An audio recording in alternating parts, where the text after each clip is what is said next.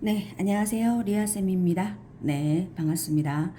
네, 오늘은요, 지금 초등학교 6학년 아이와 수업을 하고 있는 열아일기. 네, 보리 출판사에서 나온 책이고요. 청소년들아 연암을 만나자 라는 소제목으로 되어 있습니다. 열아일기. 네, 박지원의 열아일기인데요. 제가 처음에 열아일기를 알게 된 거는, 인문학 강연하시는 고미숙 선생님이라고 계세요.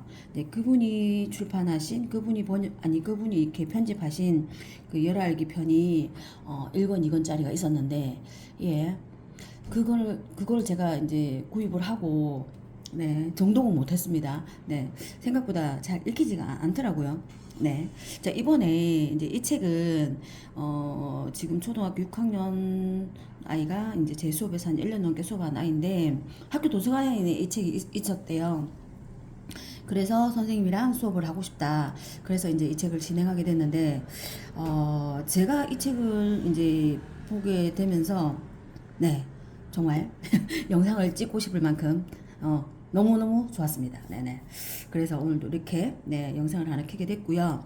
음, 우선은요, 박지원의 열알기를 보면, 자, 책부터 잠깐 소개를 드릴게요.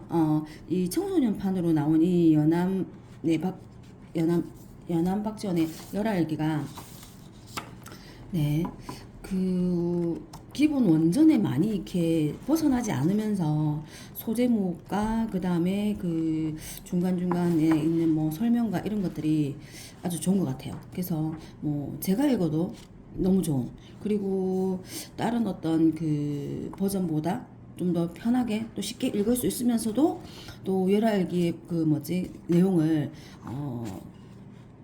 너무 이렇게 다르지 않게 읽을 수 있다라는 생각이 들어서 소개를 해드리기로 했네요. 자,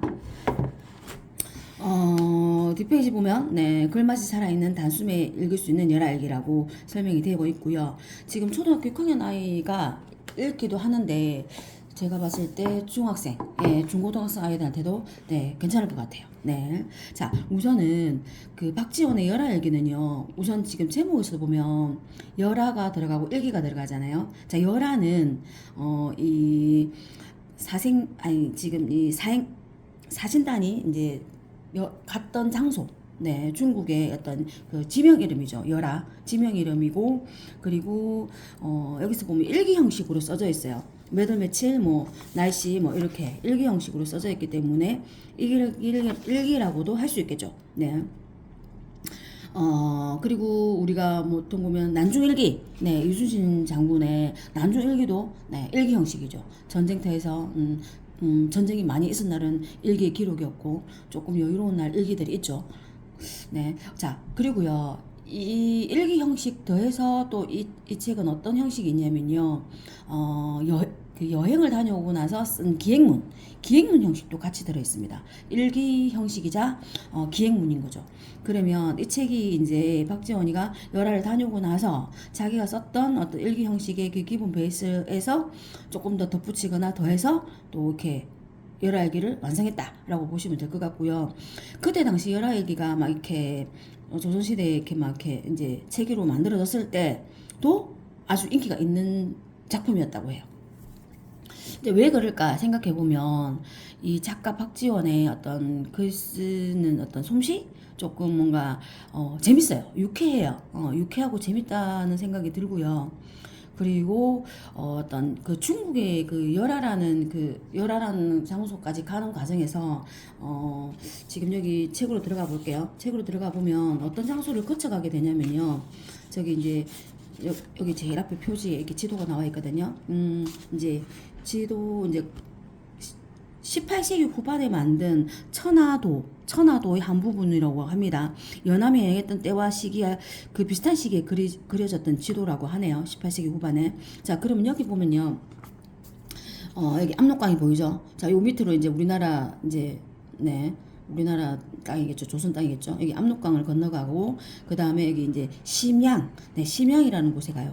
네, 심양은 아주 그 화려하고 번화가고, 발전된 도시, 그런 걸로 나오거든요. 그리고 광명, 그리고 산해관, 그리고 북경, 네, 북경. 여기가 북경입니다. 자, 그리고 이제 열화는 요 북경이 조금 더 위쪽으로, 북쪽으로, 요쪽에 열화가 있는 거죠. 네.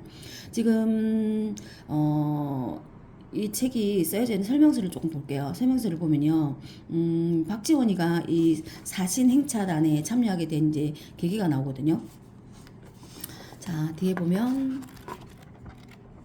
자, 경제와 문화의 교류, 사신행차, 여명기의 큰 사람 박지원, 연남의 친구들, 막 이렇게 나옵니다. 뒷부분도 설명 잠깐 보면요. 지금 이 사신행차가, 어찌 보면 중국과 그 중국, 이때 당시 중국의 청나라입니다. 청나라와 조선의 어떤 관계가 공무를 바침으로써 나라의 안전을 보장하고 무역을 통해 이득을 얻을 수 있었다고 합니다. 그래서, 조선의 사신단이 지금, 그 중국 청나라에 행차를 가게 되는 거죠. 이게 사신단을 가게 된 어떤 그 이유는요, 그 청나라의 황제 건융제 70생일 잔치였대요. 그때 그 70생일을 축하하기 위해서 사신단이 꾸려졌다는 거예요. 그러면서 1780년 열하로 가는 사신단이 출발하게 됩니다. 네, 이제 그런데 이제 보통 이제 열화까지는 잘 가지 않는데 이때 이제 건융제가 열화라는 지역으로 피서를 갔대요. 네, 피서 산장이 있었던 곳이래요. 그래서 불가피하게 이 사신행사단이 어디 열화까지 가게 됐다라는 게 나옵니다. 전체 지금 이 사신행차에 가고 돌아오는 것까지는요 5달 정도 걸리고요. 모두 281명이 네, 지금 참여했다고 되어 있습니다. 네. 자, 이렇게 보시면 될 것 같고요. 지금 박지원이라는 인물에 대해서 지금 뭐 이용무생학파 또는 뭐 북학파 이렇게 뭐 얘기하거든요. 또 박지원이가 어울렸던 어떤 뭔가 벗들, 친구들 그런 사람들이 이제 나오죠. 네, 뭐 홍대용, 정철조, 이서구, 이덕무, 유덕공, 박재가, 네, 뭐 다들 조금 한 번씩은 들어보던 인물들이 나옵니다. 네. 자, 그리고 박지원은 여기 앞에 네, 글쓴이에 대한 설명이 잠깐 나오는데요. 그 노론 명문가 집안에서 태어났다고 해요. 그러면 박지원이라는 이분의 어떤 신분은 어떤 명문가 출신, 네, 그런 거죠. 근데 이제 초기에 이제 벼슬의 뜻이 없죠. 그래서 가고도 안 보고 막 이렇게 그 황해도의 금천의 연암골이라는 곳에서 이제 지내게 된대요. 그래서 그 연암골의 이름을 따서 연암박지원, 네, 호가 만들어졌다고 됩니다. 자, 근데 이제 50이 넘어가지고, 예, 정조시대에, 그 정조의 부름을 받아가지고, 뭐 성군감력, 안희현감, 이런 걸 지냈다고 합니다. 홍대용과 깊이 사귀었고, 박재가 이덕무, 유득공, 이서구들의 스승이자 벗이었다. 네. 멋지죠? 네. 그렇습니다. 네. 책으로 한번 들어가 볼게요. 아까 여기, 지도 한번 참고하시면 되고요. 소목차를 한번 볼게요. 소목차를 보게 되면, 첫 번째, 1부, 압록강을 건너서 중국 땅으로 가게 됩니다. 자, 소제목들이 날짜별로 1780년 6월 24일, 25일, 27일부터 7일 9일까지 나와 있어요. 약간 초여름이 시작하면서 약간 무더위를 이렇게 이겨가면서 이제 지금 가는 모습이 보일 수 있어요. 자, 2부에서는 청나라가 일어난 심량을 지나, 네, 심량에서 있었던 일, 7월 10일부터 14일까지. 네, 심량을 지나서 산해간 가는 길은 7월 10일부터 23일. 네, 그리고 여기서 있잖아요. 만리장성을 보게 됩니다. 네, 산해간에서 북경으로, 예, 이제 북경으로 가게 되는 게 8월 4일까지. 자, 북경에서 닷새 낮 다섯 밤을 달려가지고 열하러 가게 됐다고 하네요. 네, 1장부터 5장 이렇게 되어 있습니다. 8월 9일까지. 예. 자, 열하에서 근융제를 보다, 예, 근융제를 보는 장면이 여기 나오네요. 그리고 7부에서는 다시 북경으로 돌아오는 길까지 8월 20일까지 네, 기록이 되어 있습니다. 지금 저희는 어제 수업을 이제 일부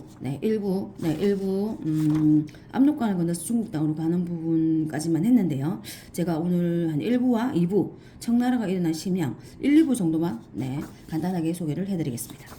네. 열하에 나오는 사람들이라고 되어 있는 소개도 아주 자세히 되어 있어요. 마부 창대, 마부 장보기, 그 다음에 마두 등용이 이렇게 되어 있죠. 여기 이제 일기를 보면요.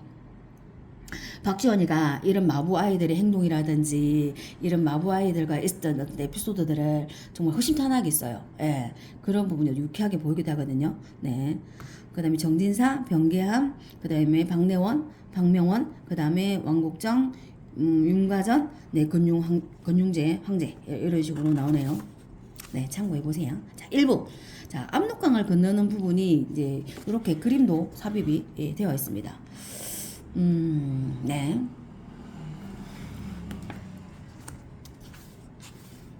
드디어 압록강을 건넜다로 시작이 됩니다. 온종일 비가 오락가락 했대요. 6월 24일부터. 네. 자, 첫 부분부터 어떤 얘기가 나오냐면요. 도에 대한 얘기가 나와요. 도는 저 강기 속에 있으니, 이게 무슨 말일까요? 자, 도에 대한 얘기가 좀 어려울 것 같기도 한데 한번 읽어볼게요. 이 강물은 두 나라의 경계선이지. 그러니 경계란 물 아니면 기슭이 될 것이 아닌가. 천하의 백성들이 법도를 지킨다는 것은 저 강기슭과 물의 짱 같은 것일세. 도를 다른 데서 찾을 것이 아니라 저 물과 기슭 짬에서 찾아야 할 것이네. 네. 자, 물과 기슭 사이. 네. 경계. 그것이 곧 도가 아니겠느냐 이런 말을 쓰고 있거든요. 자, 여기 보면 밑에 해석이 되어 있습니다. 자, 짬이나 틈은 사이를 말한다. 그저 중간이나 가운데를 말하는 게 아니라 이쪽도 저쪽도 아닌 강물과 강기슭이 만나는 경계선. 다시 말해 강물도 아니고 강기슭도 아닌 짬에 도가 있다는 말이다. 이것 아니면 저것이라는 식의 이분법의 넘어서 박지원이 철학이 보이는 대목이다라고 써 있어요. 자, 이렇게 이제 그 어려운 단어 있잖아요. 어려운 단어에 대한 어떤 주석도 이렇게 되어 있습니다. 군례가 되어 있는데요. 군대에서 죄인들을 다루는 일을 맡아보는 병졸. 네, 이런 식으로 뭐 설명이 되어 있죠. 자, 도에 대한 네, 그 설명도 네, 재밌고요. 네. 엄청 시적으로 표현된 부분이 많아요. 일기인데 뭐 엄청 감상적으로 어떤 자기 어떤 뭐 시적인 표현들이 많다고 해야 되나요? 볼게요. 멀리 의주를 바라보니 한조가 외로운 성이 무명천을 펼친 듯 뻗쳤는데 바늘구멍같이 뚫린 성문으로 햇발이 새어나와 한 점 샛별처럼 반짝인다. 좀 시 같지 않나요? 이런 구절이 많습니다. 자, 어떤 사람은 이곳이 일찍이 고리가 도읍했던 국내성터라고 말한다. 자, 우리나라 역사와 관련된 얘기도 많이 합니다. 네. 볼게요. 네. 이윽고 하늘이 활짝게 무별들이 총총 마지막에 드리웠다. 손을 내밀면 금방이라도 만질 것만 같다. 네, 감상적이죠. 자, 한가로이 냇가에 앉아 낚시를 했었고요. 한 발짝만 들었으면 중국다. 네, 이제 중국다로 넘어가는 게 나오는데 여기서 봉황산이 빼어나도 우리 삼각산에 못 미치는구나라는 얘기를 했어요. 네, 봉황산은요 여기 그 뭐지 중국에 있는 산이고 삼각산은 우리의 북한산. 네, 북한산을 얘기해요. 금강산에 대한 얘기도 나옵니다. 볼까요?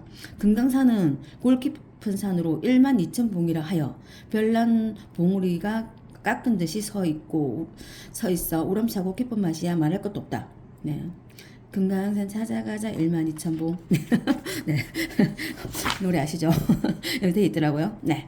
자, 전에는 남한산성 남문에 올라 북으로 한양을 바라보니 물에 비친 꽃 그림자 같기도 하고 거울에 비친 달 그림자 같기도 했다. 자, 우리 서울이 억만년토록 용이 서린 듯 호랑이가 걸터앉은 듯한 형세고 그 신령한 기운은 삼각산에서 나오니 삼각산은 여느 산들과 마땅히 다르다. 뭐 삼각산에 대한 네, 북한산에 대한 찬양이죠. 네. 자, 소제목도 보세요. 평등한 눈. 네, 평등한 눈.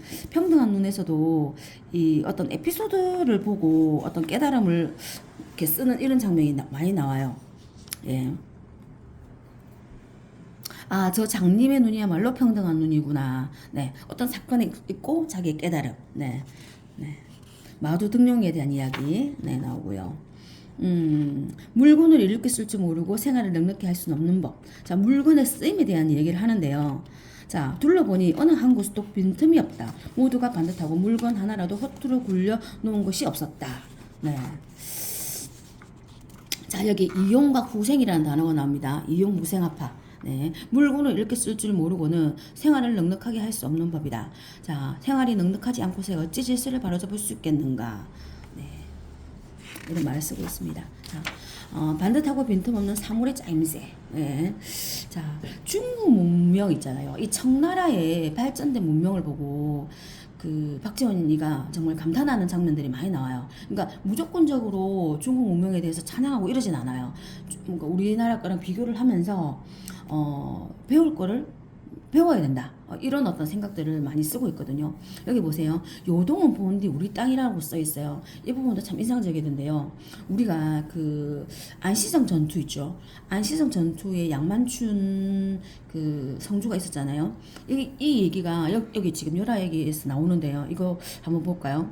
자, 고구려 말로 있잖아요. 안시라는 단어는요, 큰 새를 말한대요. 그래서 안시성이라는 거는 큰 새의 성이라는 뜻이 있다는 거죠. 예, 안시성이 그런 뜻이라는 거예요.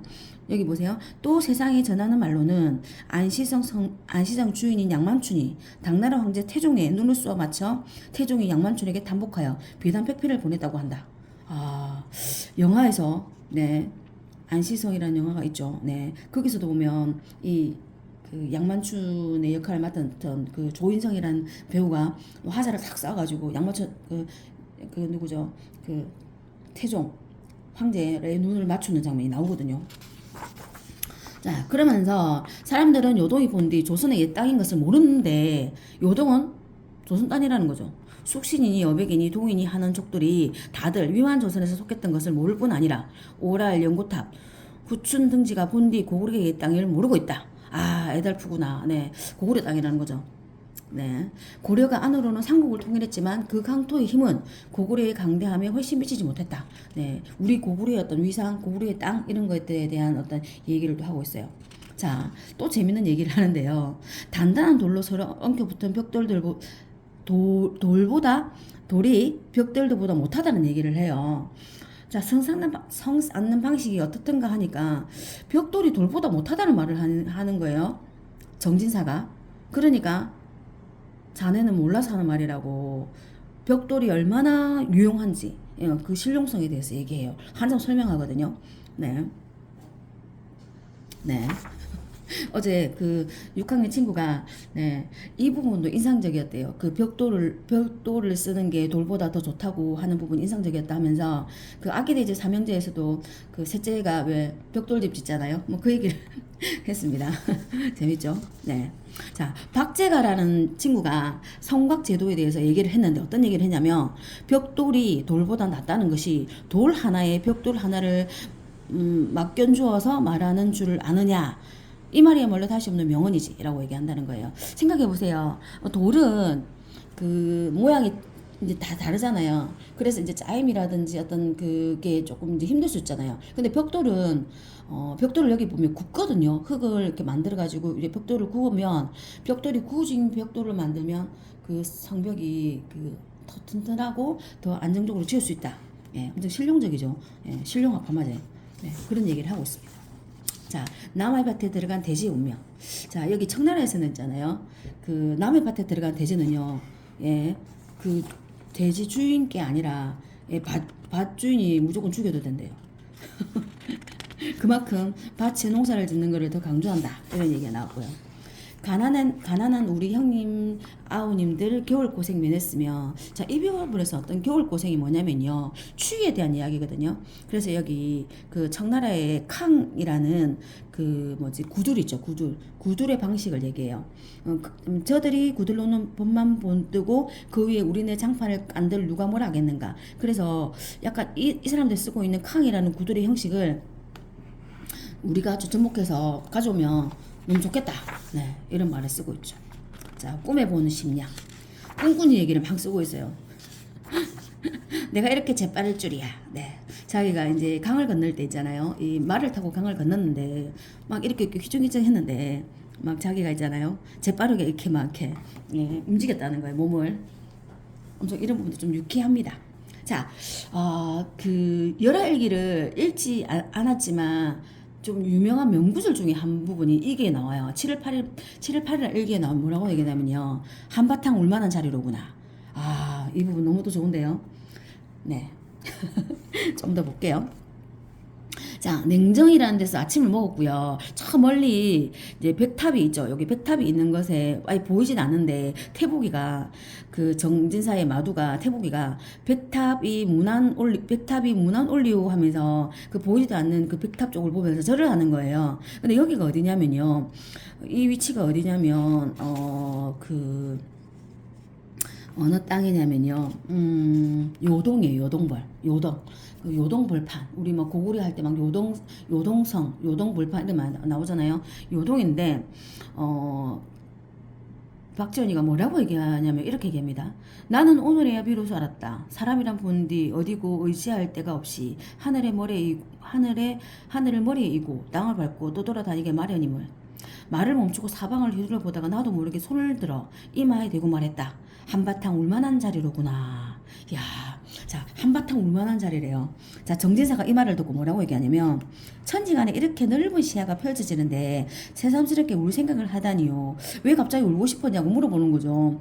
그러니까 이렇게 얘기합니다. 참 그렇겠네. 하지만 아니거든. 옛날부터는 영웅은 잘 울고 미는 눈물이 많다지만 고작 두어 줄기 소리 없는 눈물이 옷깃을 적실 뿐이지 라고 얘기하면서 칠정을 얘기합니다. 칠정. 네, 칠정은요. 기쁨, 노여움, 슬픔, 즐거움, 사랑하는 마음, 미워하는 마음, 욕심. 7가지의 감정이죠. 이 7가지 감정을 얘기하면서 우리가 슬플 때만 우는다고 생각하잖아. 그런데 진짜 슬플 때만 우는 게 아니라 우리는 너무 기쁠 때 또는 너무 좋을 때도 우리는 울 수 있다는 거예요. 그러면서 울음이란 천둥 소리에 빌길 수 있는 것일세. 복받쳐 오르는 감정은 언제나 술리껏 드러나는 것이지. 참된 칠정에서 우러나는 소리는 천지 사이에 참고 눌리고 쌓이고 맺혀서 함부로 드러나지 않는다네 라고 얘기합니다.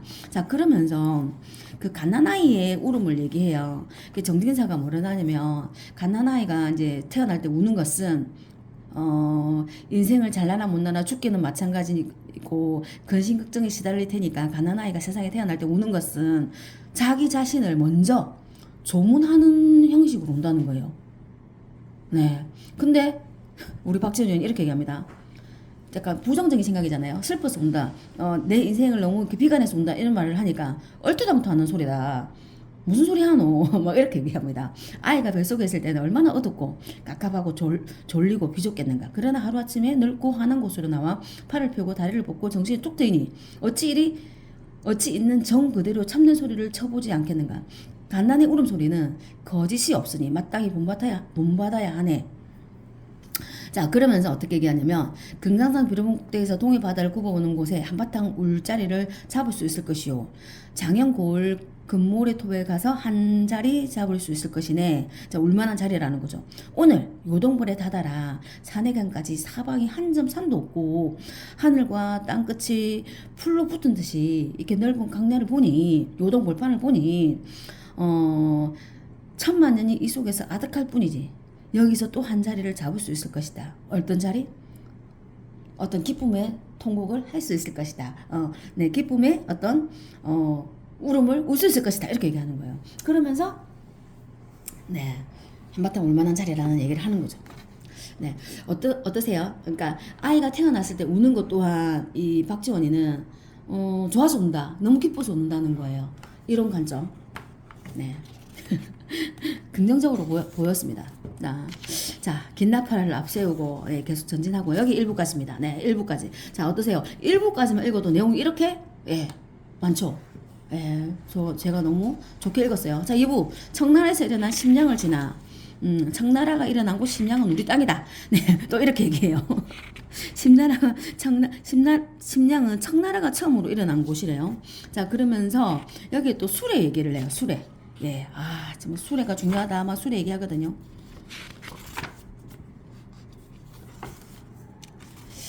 누가 나를 찾거든 뒷간에 갔다고 해라. 무슨 말이냐면 밤에 여기 막 밤 출입을 하면 안 된대요. 근데 이게 또 박지원이가 어떻게 해요? 여기까지 왔는데 밤에 나가서 놀고 싶잖아요. 그러니까 그 장보기한테 이렇게 얘기합니다. 누가 나 찾으면 나 화장실 갔다고 얘기해라. 이렇게 얘기합니다. 몰래 밤구경을 가겠다 이거죠. 자, 조느라 놓친 약대 구경. 약대가 뭐냐면요, 여기 낙타라고 돼 있어요. 이렇게 졸면서 그 지나가던 낙타를 못 봤다는 거예요. 그러니까 막 엄청 아쉬워요. 그러면서 이렇게 얘기해요. 다음부터는 처음 보는 것이 있으면 내가 잠을 자든지 밥을 먹든지 바로바로 알려주라. 뭐 이렇게 얘기합니다. 네. 전당포에서 뻗친 망신살. 네. 기상세설이라는 이제 단어를 쓰면서 네, 자기가 어떤 에피소드에 대한 이야기를 씁니다. 자, 기상세설. 네, 여기서도 박재원이가 엄청 명필이라고 사람들이 막 글 써달라고 이래요. 글자 좀 써주세요, 써주세요 이러거든요. 네, 그래서 기상세설에 대한 뜻을 자기가 잘못 알았던 거예요. 자, 기상세설에서는 마음이 깨끗하다는 말이 아니라 가루의 부드럽기가 서리와 같고 뭐 희기가 뭐 이렇게 뛰어나다, 뭐 자랑할 만하다 이런 뜻이었다고 합니다. 네, 자 여기까지입니다. 자 그리고 3부에서는요, 그 산해관 가는 길에서 그 얘기가 나오는데 여기 보면 이제 보세요, 산해관 이렇게 들어가는데 여기 보면 이제 만리장성 보이나요? 이 그림에 예, 만리장성이 있죠. 자, 만리장성을 보지 않고는 중국이 얼마나 큰 줄을 모를 것이고 산해관을 보지 않고는 중국의 제도를 모를 것이다. 아, 이런 말을 씁니다. 자, 3부. 네, 3부까지 한번 쭉 볼까요? 네, 3부까지 보면 좀 많을 것 같긴 한데, 네, 3부까지 볼게요. 조금만 더 해볼게요. 네, 3부 볼게요. 네, 깨진 기아와 똥걸음의 장관이더라. 자, 여기서 보면요. 자, 지금 청나라에 와서 중국 땅에 와서 제일 장관이 뭔가, 제일 볼 것이 뭔가 하니까 어떤 사람은 요동불판이다. 어떤 사람은 구요동의 벽탑이다. 어떤 사람은 길가의 점포들이다. 아니면 뭐 범이나 코끼리 같은 그런 것들이다. 이렇게 얘기하니까 뭐 1류 선배들은 이렇게 말하고 2류 선배들은 이렇게 말하는데 자기는 박지원이가 자기를 약간 낮춰서 뭐라면 나는 본디 3류라서 3류 선비라서 내가 본 장관은 깨진 기와 조각이 장관이고 냄새나는 똥끄러미 장관이라는 거예요. 예, 박지원의 어떤 생각, 또 사상, 철학을 알 수 있는 부분이기도 합니다. 자, 깨진 기아가 왜 쓰임이 있고, 이게 왜 장관이며, 냄새나는 동그라미 왜 장관일까요? 예. 자, 깨진 기아를 가지고 있잖아요. 그 온갖 그 무늬들로 만든 있잖아요. 그 벽화 같은 게 있어요. 그 그림들이 있어요. 거기서 그때 신령성과 아름다움을 봐요. 그리고 이 똥그름은 뭐냐면 왜 똥오줌이 그 거름이 되잖아요. 그래서 그게 어떨 때는 그 들어온 것이 금싸라기처럼 귀하기도 하다는 거예요. 근데 그 애들이 뭐다? 그 똥을 싸가지고 이렇게 네모나게 만든대요. 그래가지고 똥그름의 맵시를 만들어 놓고 얘들이 이걸 갖고 활용을 한다는 거죠. 그래서 자기는 이 기와 조각과 그 조약돌이 장관이고 똥그름이 장관이라고 말한다는 거예요. 네. 자, 수레를 만드는 법칙에 대한 얘기 나오는데 여기 청나라에 이제 수레가 다니는 걸 막 보면서 감탄을 해요. 그 수레 이제 바퀴 이런 것들을 얘기를 하면서 근데 이제 우리나라에 이제 조선에 수레가 이렇게 잘 만드는 법이라든지 수레를 부리는 어떤 그런 기술이 없다는 걸 아쉬워하는 거예요. 그러면서 수레가 왜 못 다니는가 한마디로 대답하면 모두가 선비와 벼슬아치들의 죄라는 거예요. 이놈의 양반들이 평생 글을 읽어 입으로만 외울 뿐 수레를 만드는 법이나 수레를 부리는 기술을 연구하지 않는다는 거예요. 한심하고도 기가 막힌 일이다. 네. 네. 그렇죠. 자, 해가 서쪽에서 뜨느나. 자, 해가 서쪽에서 뜨면 안 되잖아요. 해가 서쪽에서 뜨는 건 뭘까요? 네. 여기도 아주 시적인 문장들이 나오는데요. 한번 보세요. 새벽길을 떠나니 지는 달이. 네. 아침에 새벽길에 있잖아요. 달을 본 거예요. 달. 지는 달. 예, 새벽에 이제 되면 달이 떨어지고 해가 올라오잖아요. 새벽에 길을 떠나니 지는 달이 땅에 닿을 듯이 낮게 걸려 있는데 청승맞게도 둥글둥글하다. 개소나무 가지가 뻗을 대로 뻗고 옥토끼와 언두껍은 금방이라도 손으로 만질 수 있을 것만 같아. 펄펄 날리는 선녀의 흰 옷자락 속으로 얼룩얼룩 빌치는 살결. 제가 깜짝 놀랐어요. 너무 시 같아서. 예. 자, 그러면서 새벽에 이제 길을 떠나면서 이제 그 동그란 둥근 달이 이제 지평선, 네, 땅으로 이렇게 탁 내려앉는 걸 보면서 해가 서쪽에서 뜬다는 어떤 비유를 쓴 거죠.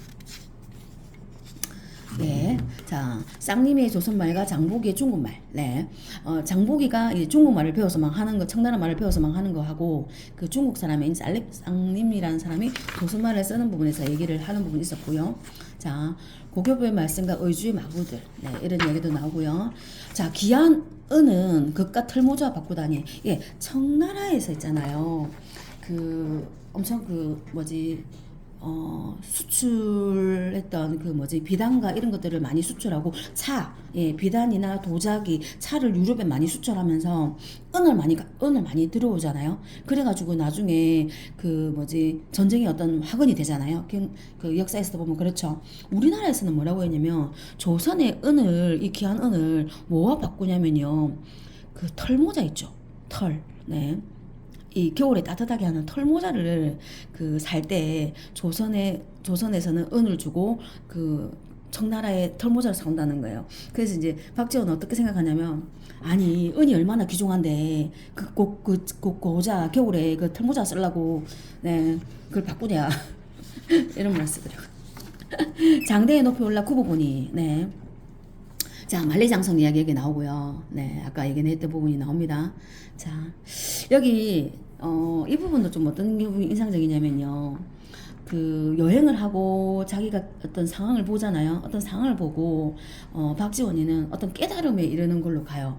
뭐 그들이 만리자성이라든지 여기 산해관이라든지 이런 걸 자기가 관찰하고 봤죠. 그리고 벽돌로 쌓아놓은 층층대의 그 뭐지 뭐 어떤 그런 것들을 본 거예요. 네. 그러면서 이렇게 얘기합니다. 자, 올라갈 때는 자기가 힘든 줄 몰랐대요. 근데 내려올 때 보니까 그 높이가 정말 아찔하고 위험하다는 거예요. 올라갈 때는 몰랐는데 오히려 내려올 때가. 자, 이렇게 자기가 이제 그 여행을 하면서 경험을 한 거죠. 그러고 나서 어떤 깨달음을 이제 얻냐면 이렇게 얘기합니다. 자, 벼슬 하는 자들도 이와 마찬가지일 것이다. 떠받들려 올라갈 때는 한층대 반층대 남보다 뒤질세라 드러난 남을 떠밀며 앞을 다툰다. 자, 그러다가 몸이 높은 자리에 이르면 겁이 나고 외롭고 위태로우나 나아갈 곳은 한 발자국도 없는 물러설 자리가 없는 청길 낭떠러지 뿐이다. 어디 하나 붙잡을 데가 없으니 내려오려 해도 제 마음대로도 또 내려올 수도 없다. 예나 오늘이나 통하는 이치렸다. 아, 재밌어요. 그리고 이분이 어떤 상황을 경험하고 어떤 걸 보면서 그 자기가 그 깨우치는 거, 깨달음을 얻는 부분을 이제 아는 거죠. 네. 우리도 한 번씩 그럴 때가 있지 않나요? 네, 만리장성이 시작하는 곳 산해관. 3부 여기서 마치네요. 자, 이제 산해관을 넘어서 북경으로 들어갑니다. 여기 보면 성벽이 이렇게 쌓여져 있죠. 요 북경으로 이제 들어가게 되는 부분인 것 같네요. 네, 기회가 되면 4부부터 뒷부분도 한번 영상을 찍어서 올려드릴게요. 자, 오늘 제가 이 정도까지 영상으로도 네, 열화일기에 대한 청소년들, 네, 초중고, 뭐 네, 일반 성인들도 어른들도 이 책을 읽어도 저는 열화일기를 좀 쉽게 접목할 수 있는 부분에서는 괜찮다고 봅니다. 네, 네, 직접 한번 읽어보시기를 권해드립니다. 네, 오늘 여기까지 할게요. 감사합니다.